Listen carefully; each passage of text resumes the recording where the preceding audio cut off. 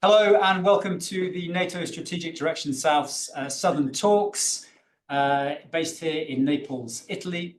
Today we're very lucky to have with us Dr. Saeed Khanim, who is a former Major General in the Egyptian Army, currently the Chairman of the Institute of Global Security and Defence Affairs based in Abu Dhabi. He's also International Security Advisor to the Potentia System Security Equipment trading company based out of Dubai.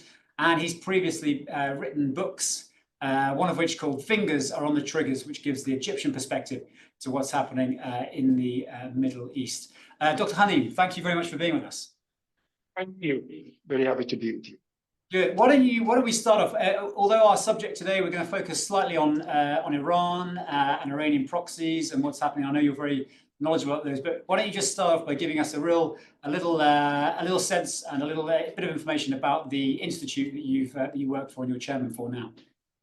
Yeah, I'm very happy to be with you. Thank you very much, Duncan. As you are aware, I'm Egyptian, and I have founded with some other colleagues this IGSDA as online think tank in April 2016. And our first conference was in Taiwan, actually, with MOFA and Taiwan National Security Bureau. That was in September 2016. We established it together as the founders, myself, some other from France, also from Italy. And actually, we run it very well. It's non-profiting think tank. And just we did it online, everybody in his place. And when we started, it's just to fulfill with conferences. Most of us were retired, some others were still working in NATO, European Union, or in their jobs in their countries.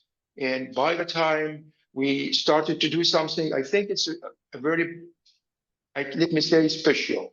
That we are not like any think tank. We are dealing with governments or with some embassies. I mean, here, especially in Abu Dhabi, and everybody from his place, and we work together. Some of us sometimes, most of us sometimes, less of us sometimes, just to make fulfill the requirement, which is off record, not to publish it. That's why we don't publish much.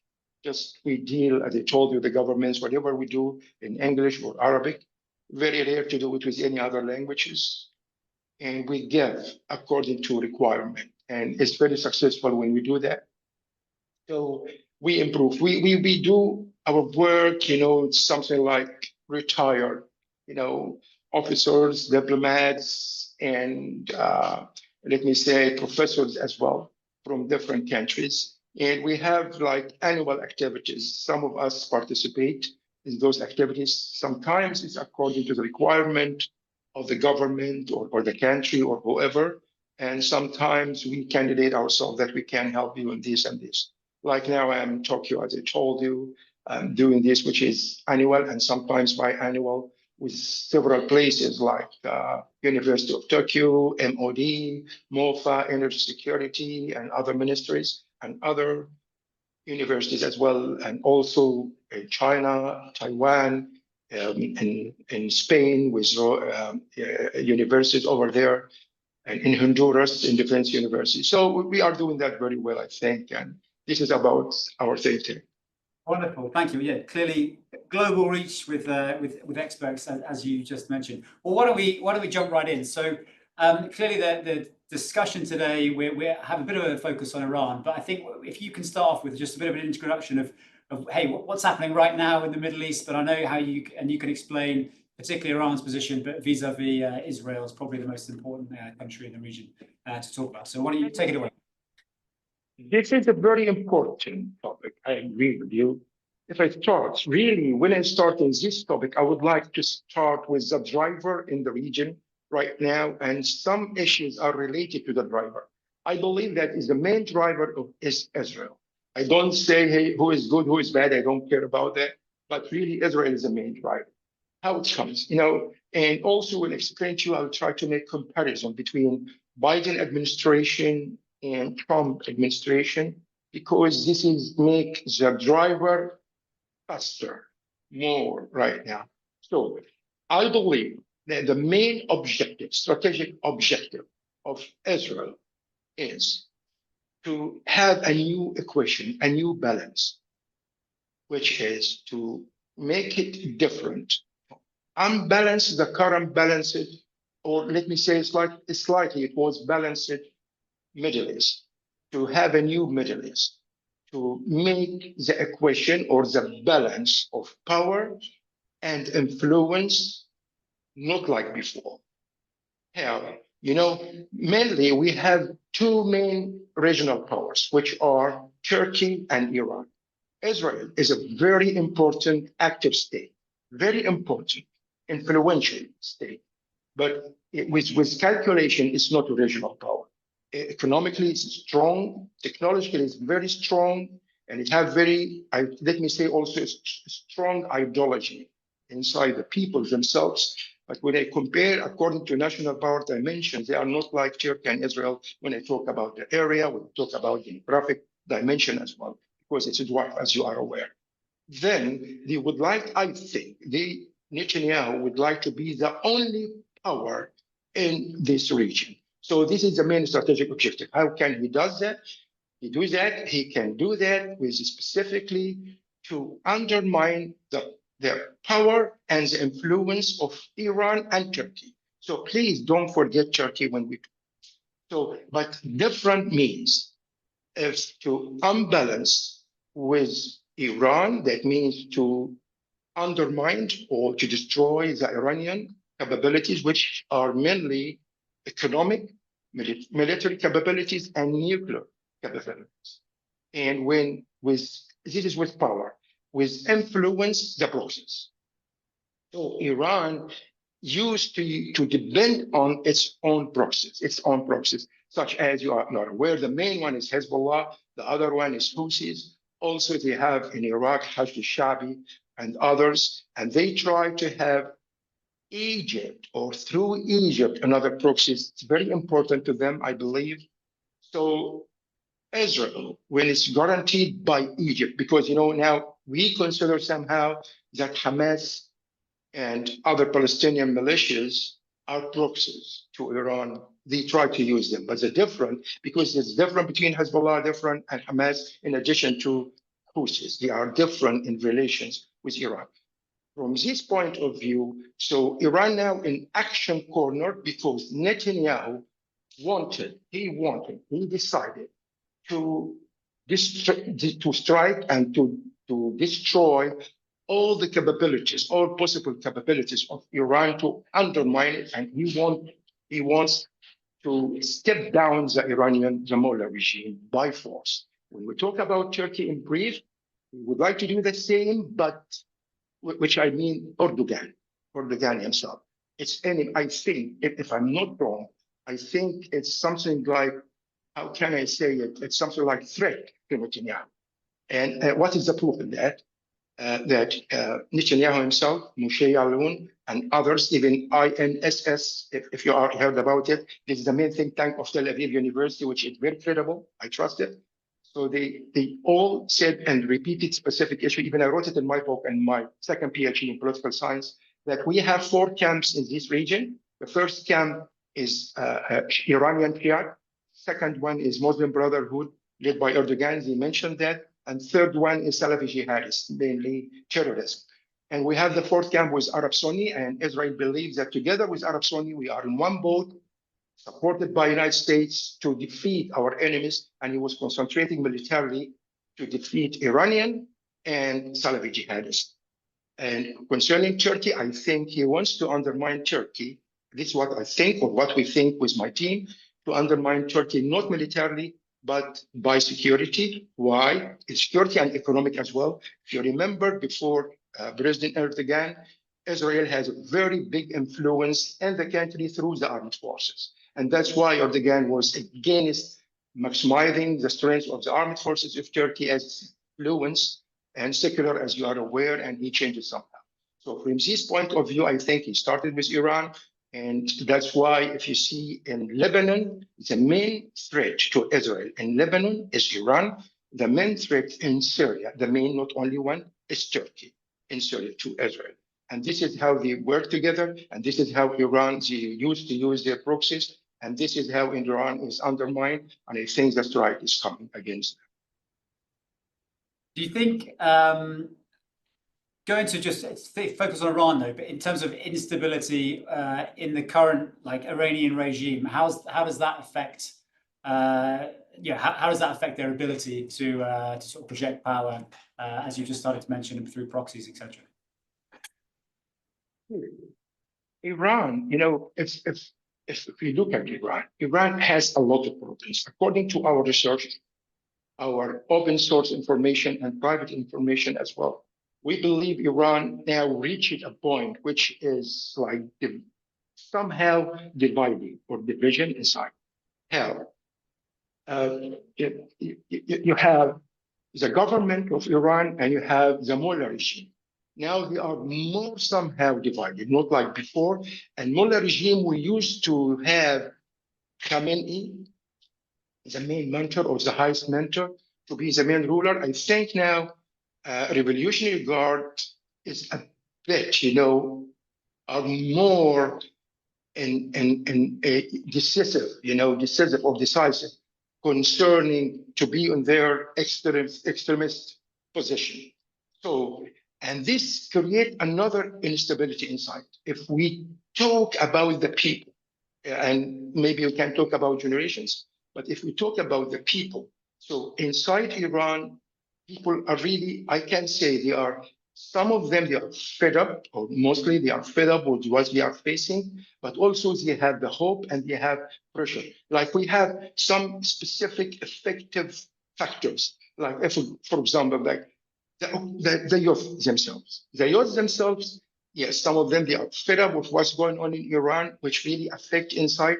And some of them still led by suppression or by the current as well, that we promised you that you have the great Iran as you are used to, the true regional power against our main enemy. And then we have a very good future. And they try to attract the Iranian youth more and more to the Mullah regime side. In this time, if you look at the reformers who like Pezeshkian and, I think he tries to do something. Let me tell you some evidence.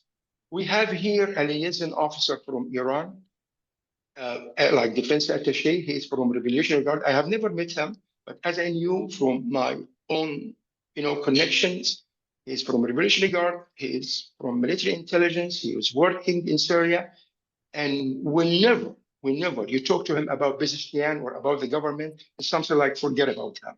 Something like that. It's something shows to us it's like division among them. He believes that they are taking the country down. They are not proud of their countries enough. They believe that they're reforming just to be like the West, shop like this, and they don't do anything. But as a country, that's why as a country we are the true country. That's why I believe the main driver inside Iran, in front of the Israeli driver, is the Revolutionary Guard. And if I come now to the point. And your question, which you have, even wanted to talk about, that we have the short term, the medium term, the long term. Usually the short term should be clear to you, but really it's very difficult to know because the driver is not Iran, it's Israel.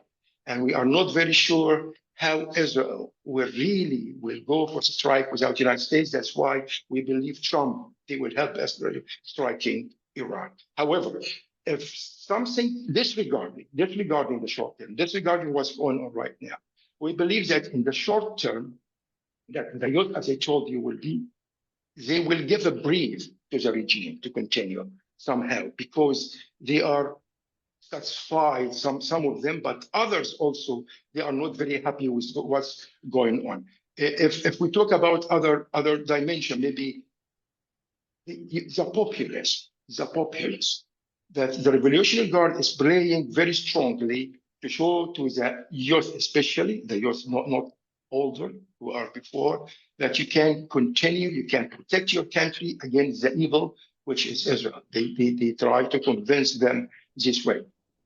As also, but also under pressure, economic situation. Economic situation is really very difficult. But at the same time, you find the police are suppressing the people.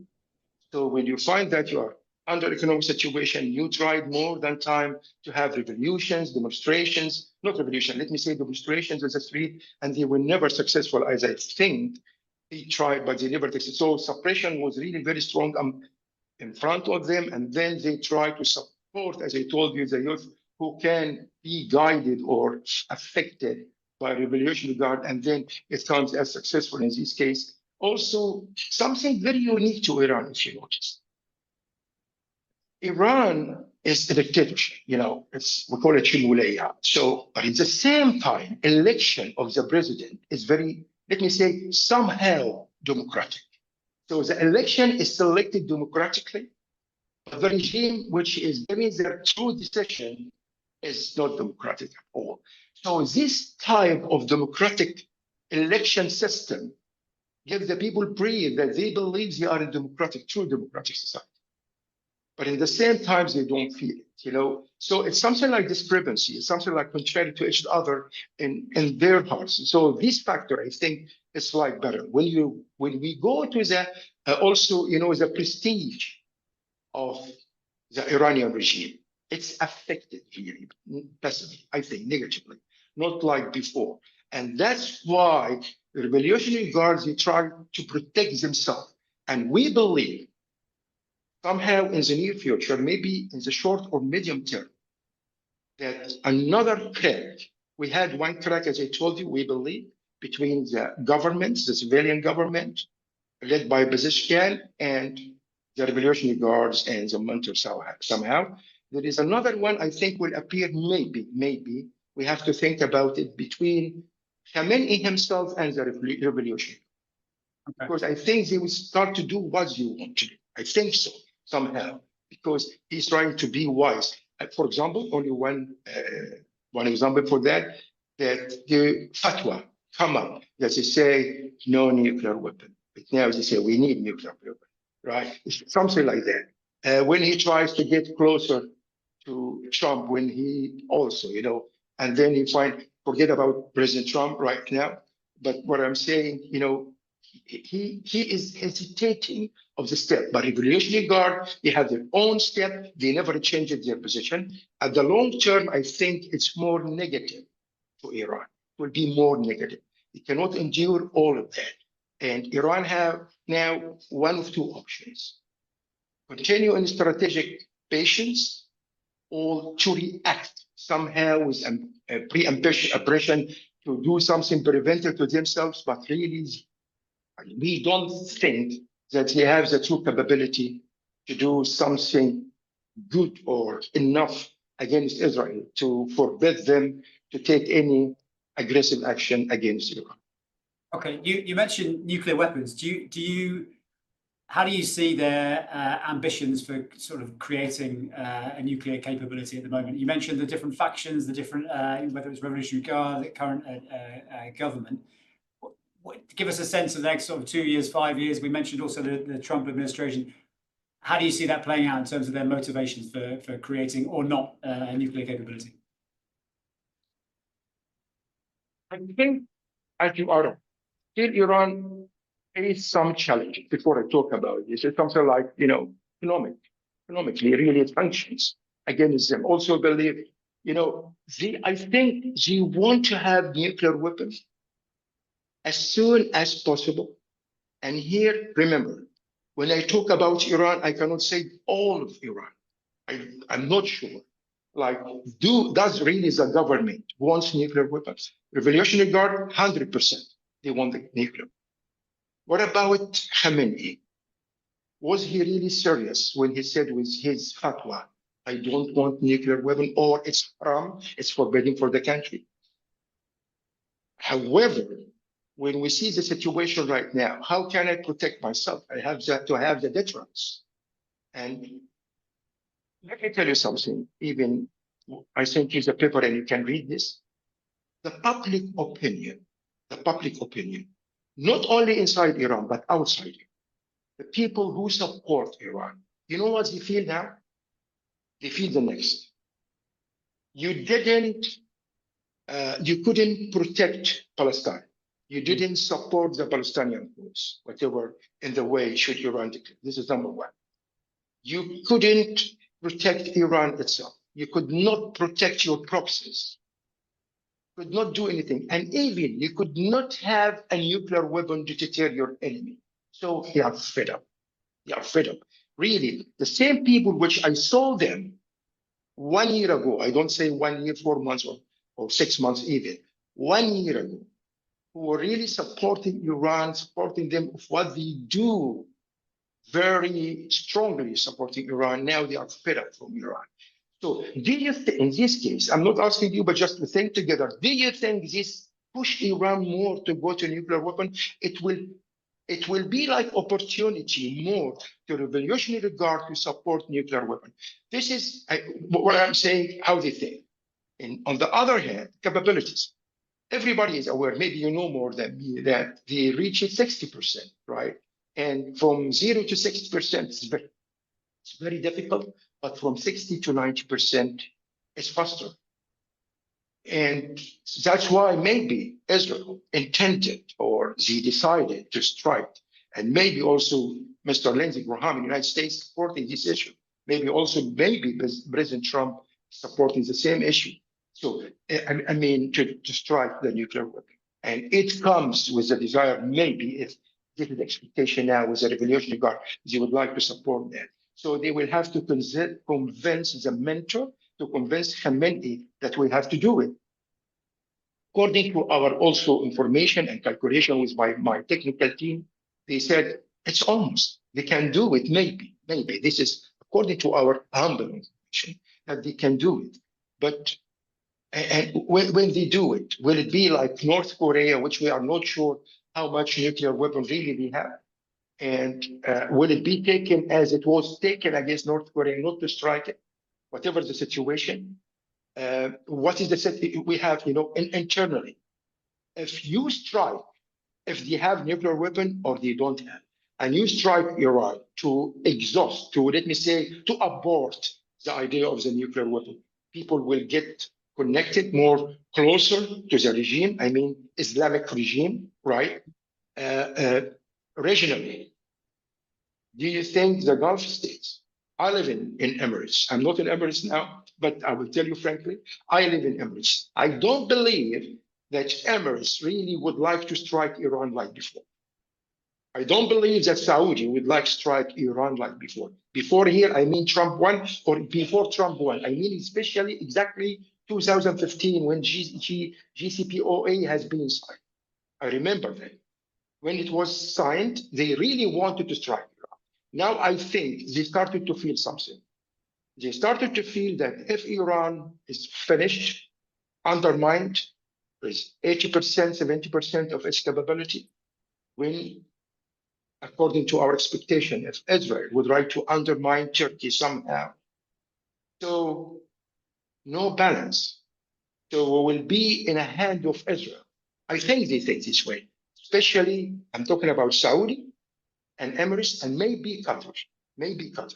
So we will be in one strong power, which is Israel. So there is no balance. And remember, relations between Saudi and Iran is, I don't say it's good, I don't say it's much better, but it's in better situation than before, especially after December 2021 Chinese sponsorship of multi-dialogue, what happened. Also, Emirates, they have relation with Iran since Raisi when he was assigned. So in this case, I don't think they want to do that. If I talk about China, they don't, for sure, 100%. China, they are suffering of what's going on, especially economically and energy security. If I talk about Russia, I think they don't care much. What they care about, I think, that China to need them. So if you strike the nuclear power, if you strike inside Iran to make it weaker, so energy security will be really in a trouble, and then China will need Russia. And this Russia wants to do more. China does not want, according to my connections. They don't want that. I think so.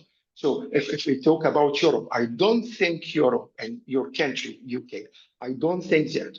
And I could discover that maybe I'm wrong, but I could discover from some of observations that UK, if I talk about your lovely country, which I studied in, that UK would like to avoid even strike against Russia. now, after Trump, maybe somehow. So in this case, the nuclear weapon became in very critical position. We believe that Iran maybe will go for, although what you call it, the challenges they meet, and will be like very dangerous to Israel. I think so, even to some Gulf states. But as I told you, who does not want or do not want to strike Iran became more than before if I compare with who want to strike Iran. You think you mentioned the GCP OA. Is there a potential for a GCP OA Mark II in the coming months and years? Do you think there'll be that much interest in creating some formal treaty that other countries, the countries you mentioned, Saudi, UAE, etc., that will be more involved perhaps than the first one back in 2015? Allow me to say that you are very smart. Why?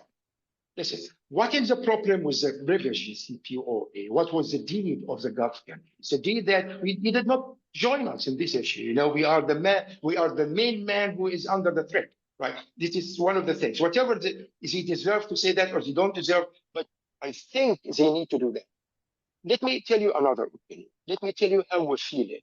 Now, I'm not talking about diplomatic environment or diplomatic, offices in Abu Dhabi more, but I'm talking about think tank as ourselves, because think tank in Emirates, I don't trust very much what they say. However, if you come to our side, we believe that if President Trump start to deal with the situation as United States of America, the institutional states which we know, right? An institutional state.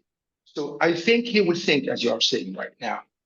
I was really surprised why administration of Biden did not do it, even a new one, in a different way. It was surprise to us. You should have had another or modified GCPOA somehow, participated with everybody who is really involved in this issue, rather than now the main decider, the main driver, or even the only driver is Israel. And as we believe, with all my due respect to everybody who will see this, what we are doing now, maybe as Americans, that I don't think that President Trump is following the institutional way of strategy. We believe honestly that is following Putin and Netanyahu, just like that. Whatever you want, I will do for you, whatever the reasons. So, because we believe that he is deciding within 4 dimensions or 4 factors support his decision, what is one of them that he's doing to Netanyahu what he wants. So in this case, GCPOA, it's something like wishful thinking. It should be done, right? Again, even in a different way, satisfy everybody to protect the balance. Remember, USA has 5 strategic objectives in this region. 5 objectives. One of them is to maintain the balance in this region. Not only one power to be the powerful and everybody slaves, to maintain the balance.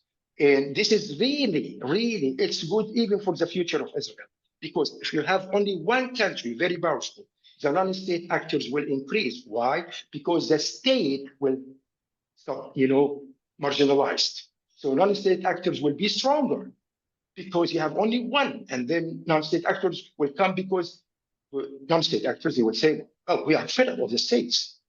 And let me give you an example of this, if you don't mind, because this is very sensitive.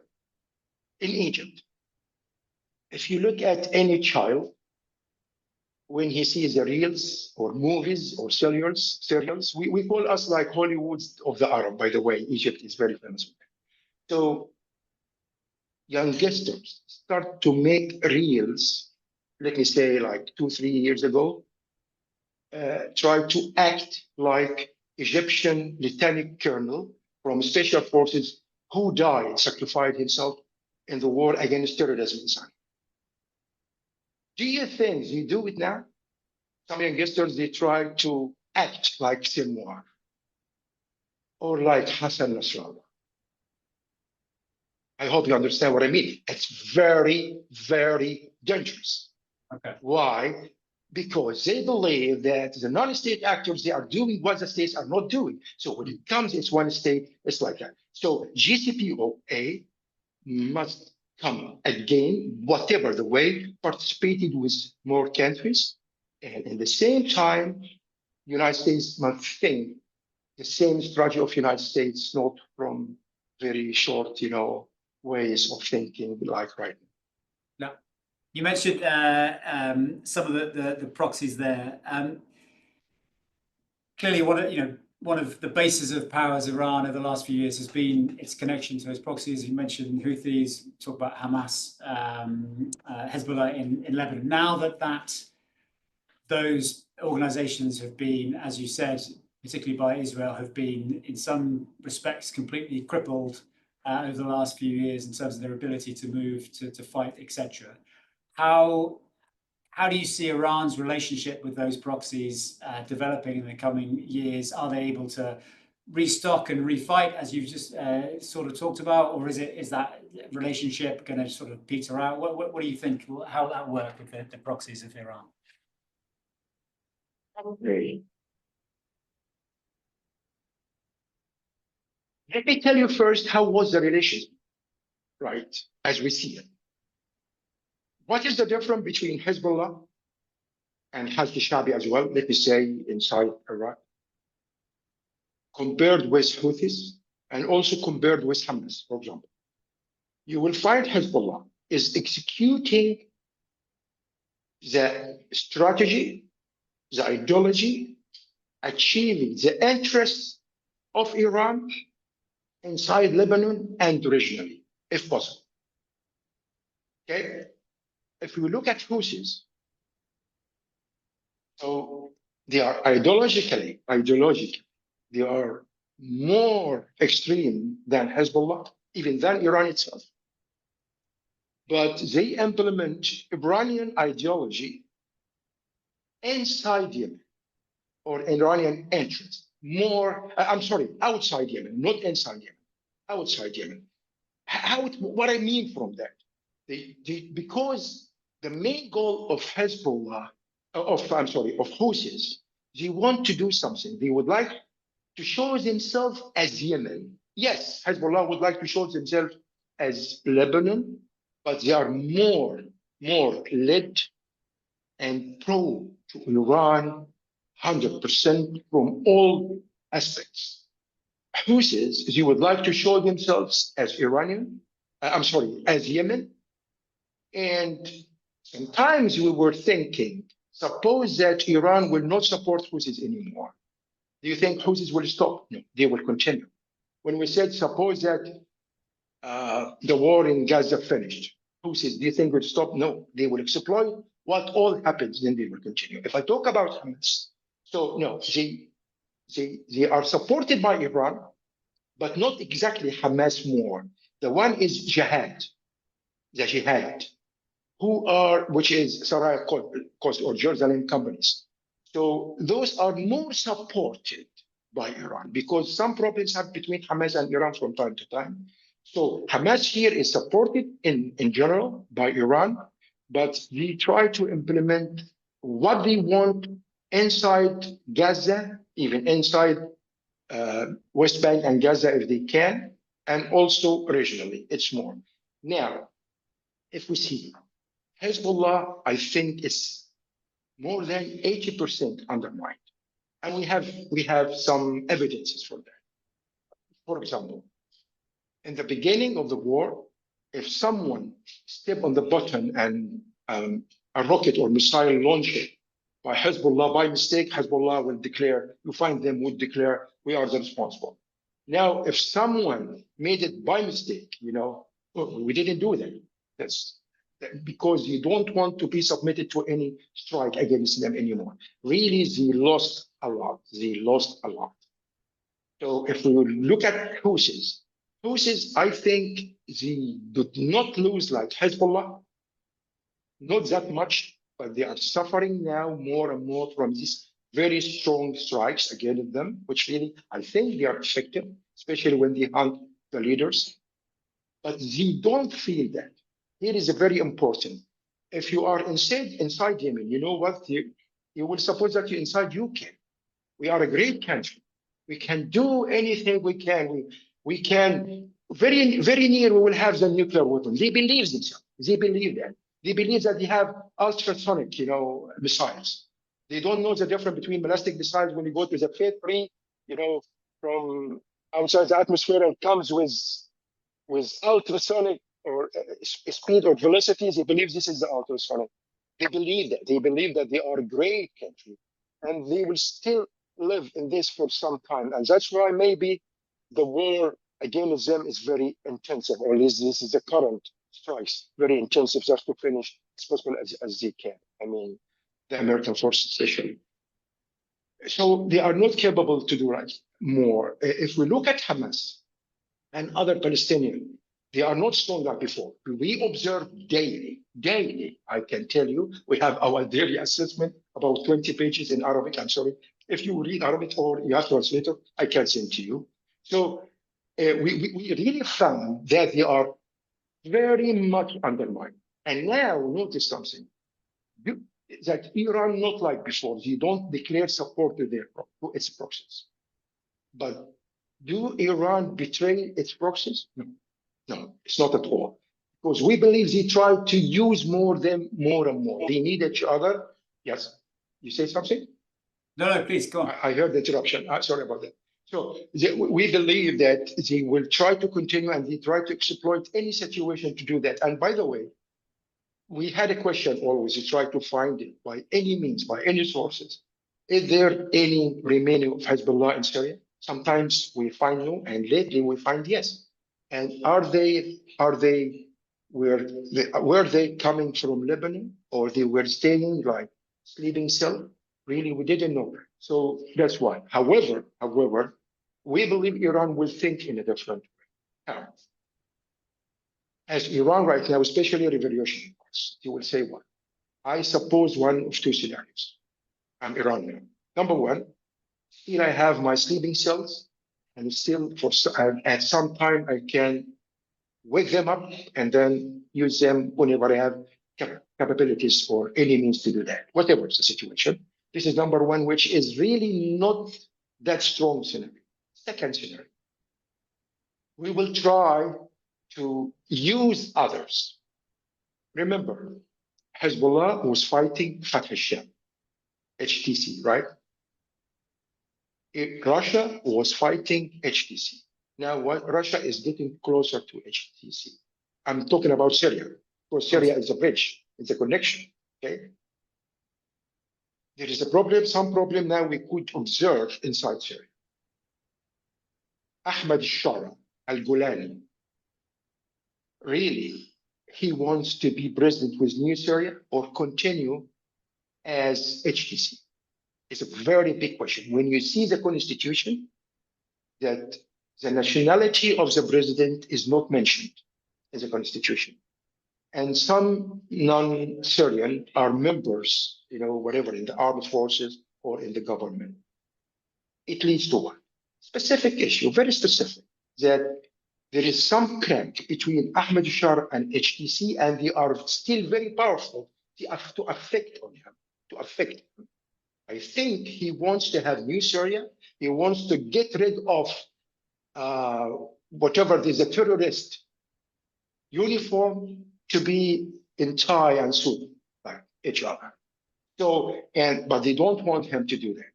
I think Iran will find a gap in it. Right. You think Iran will fight against him, do you think? Again, exactly. I think Iran will try to find, I'm sorry. No, please, yeah. Well, I think because today I was talking also in the morning time in the university. So when I come here, so I think Iran will try to find a crack between them. That's why we believe someday, maybe, I'm sorry to say that Ahmed Shah will be killed. Okay. Right. Yeah, by his team, by his people, because he cannot continue this way. Otherwise, anyway. So in this option, in this scenario also, they will try to find other militias. Maybe they will try to get closer to Syrian Democratic Forces, even though they are against not against Ahmed Shara, but remember, they are against Turkey. So we are thinking they will never get closer to ISIS. Never. They don't. I don't think so. But I think they will try to find some tool inside. Emirates is, as I'm aware, they are approaching some Islamic group which is against Ahmed Shah. That's why it comes to me to tell you something, if you like, how Emirates think about Mohammed bin Zayed, who is trying to be mediator right now, right? So this comes this way. So maybe they will try to get approach to him to use the money of Emirates somehow, to use the money of Emirates, and support of Emirates may be inside Syria, but will Saudi accept that? Here. So the second, which I want to say, second scenario, that they will try to find other proxies in the coming time. But within this scenario, they will do something I think we are aware about it. To show to them, especially to the world, let me say, originally at least, that there are new proxies which are fake. Okay. Just raise a flag. This is the proxy of blah blah blah, and they are fake. And this to show to them, to make Israel, especially, and anyone support against non-state actors, who is supporting against who is fighting or rejecting the non-state actors, that we are still here. I have to be careful. I have to be awkward. You have to be confused. We think that maybe they will think this way as well. That's, I mean, actually a good point about the new potential for new proxies. Thinking of, and you mentioned that Syria's was that land bridge between Hezbollah and Iran, and of course that's now gone with the change in the Syrian government. Is there who do you think might emerge now as the kind of the go-to proxy for Iran? Presumably in the past it was Hezbollah because of its power within the region. You mentioned the Houthis.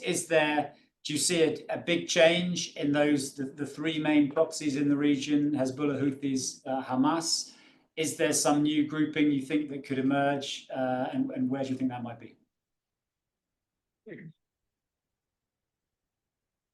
Why, first, to answer your question, why should, as I'm Iranian, okay, why should I keep my connection and control with Hezbollah especially, and Palestinian militias? Why? Because we have two things: common threat and common interest, both. So that's why I have to keep as possible as I can, even in ICQ, Hezbollah to be alive and Palestinian militias to be alive, because they are the only one can besiege Israel. And if I were, I am Iran, if I were even, if I were closer to Egypt more, I can find Palestinian Hezbollah in Gaza. Think about this. Palestinian Hezbollah inside Gaza. But Egypt forbid that, I'm sure about that. They don't want that. They don't want, by the way, maybe you don't know. After Arab Spring, I was in the service that time. We don't have embassy, as you are aware, inside Iran. We cut ties. We have some people inside who are doing, or what you call it, to protect our interests also. Anyway, so after Arab Spring, because Muslim Brotherhood was coming to leadership to rule the country, Iran until now, since 2011 until now, they open anybody to visit Iran, Egyptian, without visa. See what I mean from that? So they open to Egypt, and they have hope just to have connection, because really they would like to have access inside Egypt or through Egypt to be inside Gaza, to have Palestinian Hezbollah. So when I have Hezbollah, Palestinian Hezbollah in Lebanon, Lebanese Hezbollah, Palestinian Hezbollah, Iraqi Hezbollah, and we have Al-Nujabat, still in Nujabat. They are inside Syria, by the way. Still Al-Hajj Shabi in Iraq. But what I noticed, which is really good for me, because I'm always against some state actors, to be honest, what I noticed that the Al-Sudani, the Iraqi president, he is trying to avoid his people of what's going on right now from Iran. He's trying to do that very much, I think. So I think they will try to keep on Hezbollah, on Palestinian militias in the ice cube. They will support Houthis as possible as they can, and at least with intelligence, with information, with any way they can do that. If you heard that Iranian now they have the carrier of drones, which maybe they try to use not only against the United States, but to support mainly Houthis somehow because they need to protect them. This is one side. On the other side, yes, they need to create more.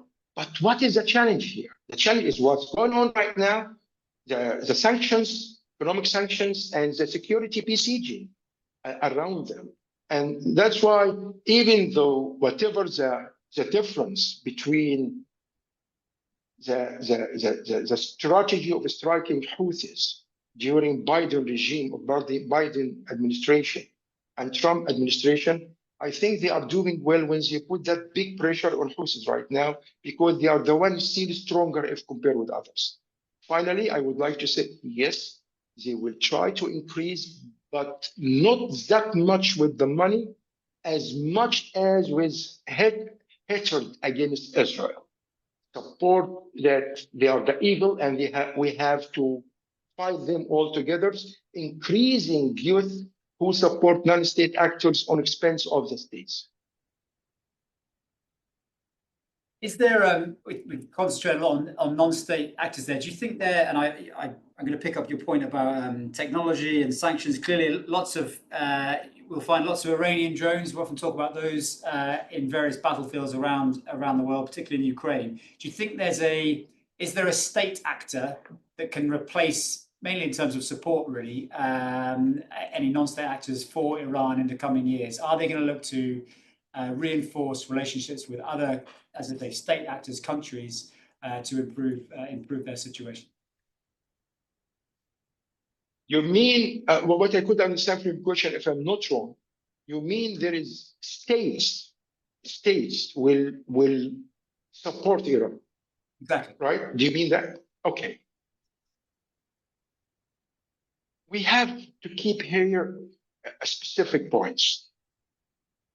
That if there is some countries really would like to support Iran, who believe in what Iran is doing, or you don't want Iran to collapse, or they have to get closer to Iran for some reason.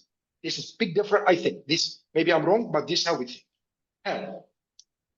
Countries to support Iran now, I don't think so. This is now, but you are aware something like Algeria, but only with the statements not with Iran but against Israel, right? So most who you maybe assume to you or pretend or you can see them supporting Iran, they are more against Israeli actions, what they are doing. This is number one.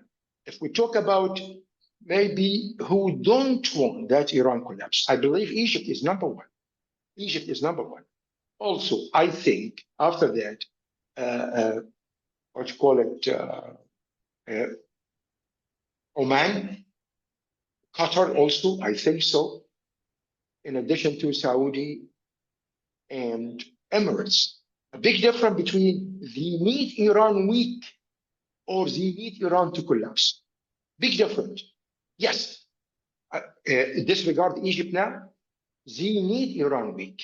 I mean, when I talk about Gulf states, not that much Oman, because Oman is the really mediator between Iran and any other body, because I believe that Switzerland is not, they don't have the main role as before, as mediator with the United States, with Saudi Arabia, with Emirates, with whoever, between Iran and others, right? So Oman now is doing a very good job in that, and Iran trusts them much for some internal issues inside.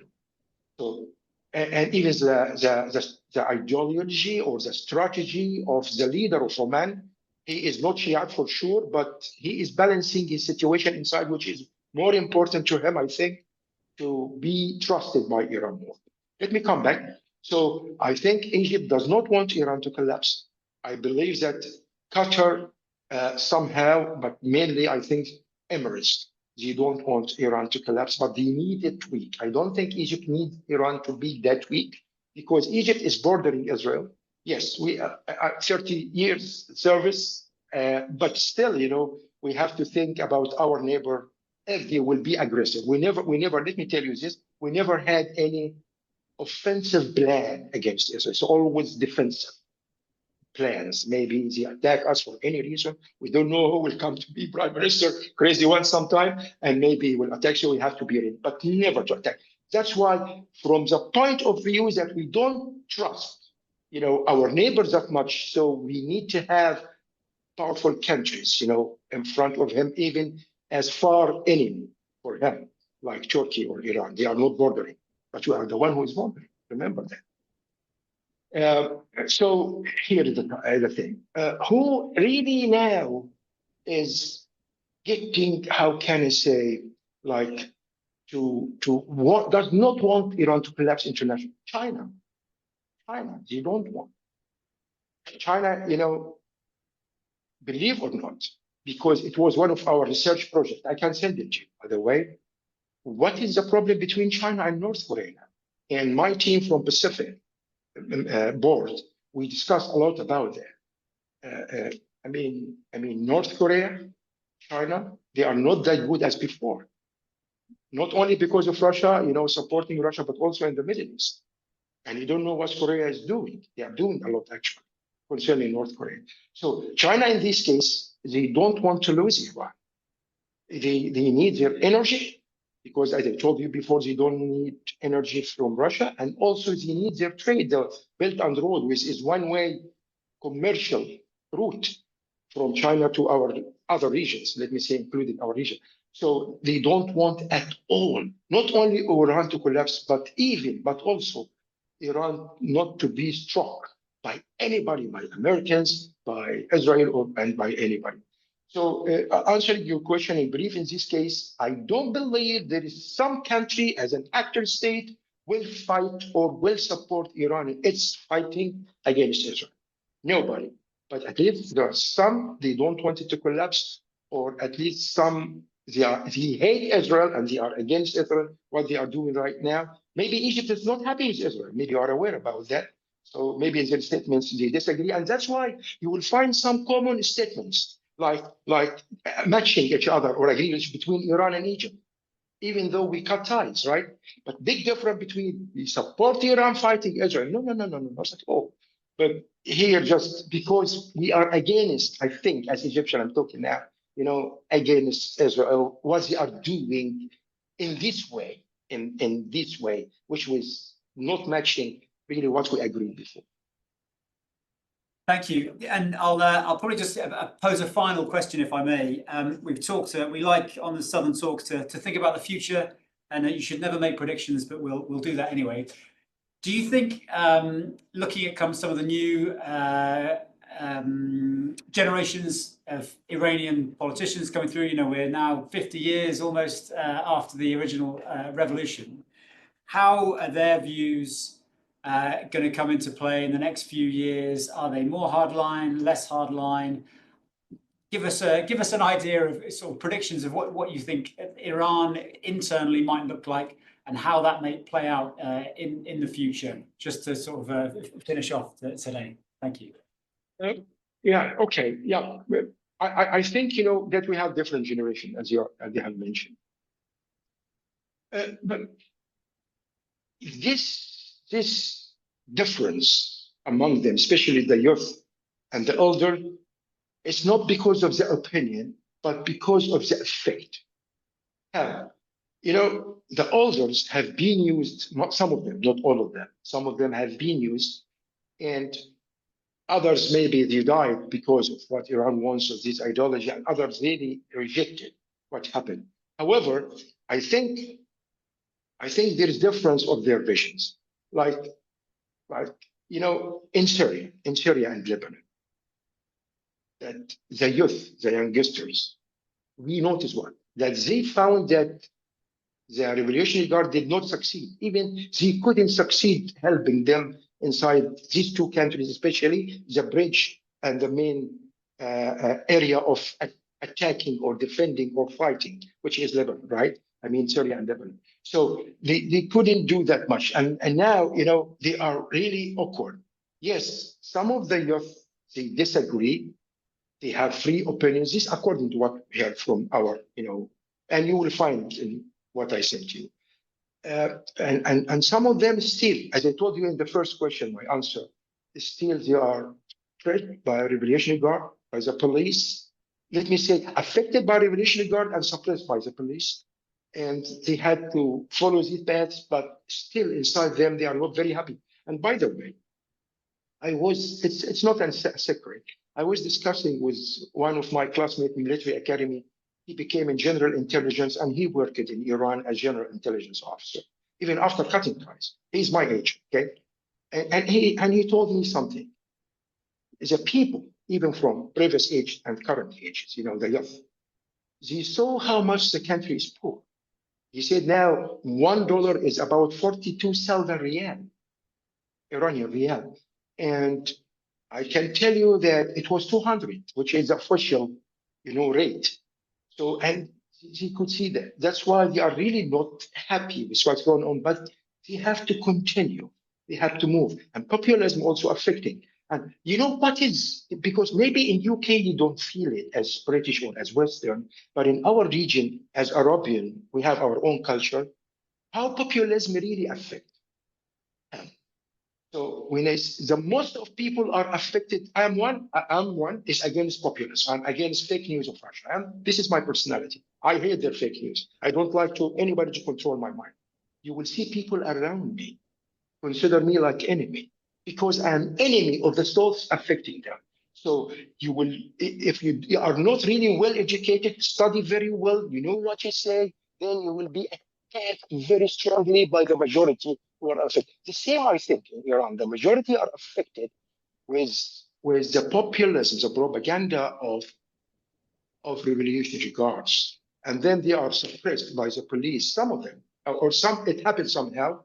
So that really affects them. So whoever would like to be free, not happy with what's going on, he cannot speak that loud. And remember, he told me something also very interesting to me. I'm Muslim. I pray. I'm fasting. I fast in Ramadan and so, right? But again, I feel that I'm secular, right?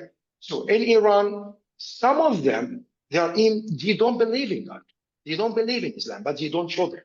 This is what my colleague told me. He is a source to me in this issue. So even they don't believe in God and they pretend that they are Muslims and some ladies, they are wear hijab or this scarf or so, just to not to be suppressed by the police or to show. However, maybe the percentage who are against what's going on is bigger than it seems to us. This is number one. If it comes now, that's why you see that the youth look like extremists. Why? Who are affected much with the Revolutionary Guard, their voice is very high. And because they don't want to give any bath to the others who are 50% or 100% away from that to make their voice louder. So that's why sometimes you feel them more extremist as youth. But at the long term, or let me say even in the medium term, these voices would reduce with the sanctions, with the economic situation and so on. And that's why if you compare the current generation with the previous generations, they look more extremist, but not that much more. I hope you got my point there. But let me say, if the previous generation, which is my generation as Iranian people, I'm Iranian now, they are 40%, right? They're very, extreme, in, in the ideology, Shia or whatever. So now they look like 70%, but maybe they are less than 40%, or maybe they are 40% still. So you shouldn't be cheated with what you can collect with information from this. And I think it should be felt inside Iran by representatives of defense attaches or whoever working inside to feel it very careful. That's why Iran is very easy, as I heard, to arrest anybody when they feel that he's doing espionage or so, because they know what you will reach exactly, and you don't want you to reach this point. If in this case, that's why I think the main gravity, the main center of gravity of Iran is, I believe, that to control the wider system, to control it more, as wide as he can. And that's why you can see that the regime is still stable. Now, disregarding what's going on, the fight or not, strike or not, still stable. On the other hand, Iran now is searching in, now we were in one Syria, divided, but maybe it will be really officially divided. So this maybe will be better to Iran. No, not better. Let me say in another way. They have an option. I'm ready to this scenario somehow. It will be easier, not better, easier to me for your questions. How can I create or use or support other militias in this case? So internally, still balanced. Regionally, especially Syria, maybe division of Syria, I can use to my sake, right? Division, I mean, not federal government like Emirates, for example, or United States, or UK, maybe even. No, I'm talking about divided, divided country with different new states or whatever. So I think maybe Iran will use that. Now, the current generation of Iran, we call it the generation of war. Whoever with the war, whoever against, however, whoever with the regime, whoever against, they have to be one man against the war. And this is one of the mistakes of what's going on right now, right? This is because it's well known everywhere. And I think one of the main tools, social media, in that, because statements will not be stronger than social media. In this case, statements, I mean official statements of the government of Iran, or official statements of Khamenei, or official statements especially of the revolutionary guards. So social media will be the main effective. So who is using the social media? The youth. So in this case, I think if we have now two parties, let me say two parties, one of them pro-regime. I mean, regime here means, Revolutionary Guard, one of them is against, and the against is more suppressed. Social media is very influential. I can make you scandals, and you are very innocent man, but I say that, these women, sorry to say that, but what I want to say, social media is really very influential and effective in this time. So in this case, I think the youth will be used more, and maybe more through social media as well. Fantastic. Dr. Hanimi, thank you so much for your time. We'll leave it there for today. I think we could probably talk for another 10 hours about this. But I'll just say that if anyone is interested, they should absolutely go to the Institute of Global Security and Defence Affairs on the website. We've got some excellent analysis of everything that's happening in the region and beyond. But again, thank you very much for your time today, Dr. Hanimi, and we'll see you again soon. Thank you very much. And please, the paper I sent you, feel free to use it with your colleagues. I'm ready for any questions anytime. And you are most welcome to Abu Dhabi or in Japan when I'm here. And usually I come to Europe. So whenever I come, I'm closer to you. For sure, I will visit you. Great stuff. Thanks, Dr. Hanimi. Bye-bye. Thank you very much.